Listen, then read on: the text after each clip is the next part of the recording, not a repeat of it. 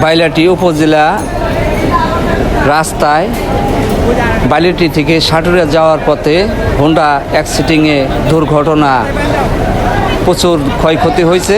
আপনারা সকলেই ভাই একটু দেখেন কার ফ্যামিলি কার কি, আপনারা সবাই দেখে আপনারা পরিচয় হয়ে নেন। আপনারা সকলেই ভালো থাকবেন।